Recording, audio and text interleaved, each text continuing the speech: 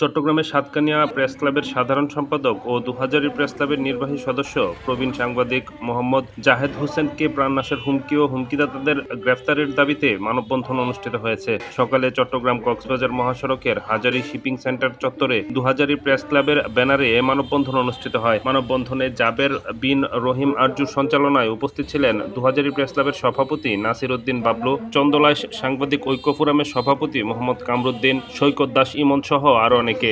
মানববন্ধনে বক্তারা সাংবাদিক মোহাম্মদ জাহিদ হোসেনকে প্রাণনাশের হুমকিদাতাদের দ্রুত গ্রেফতার ও দৃষ্টান্তমূলক শাস্তির দাবি জানান।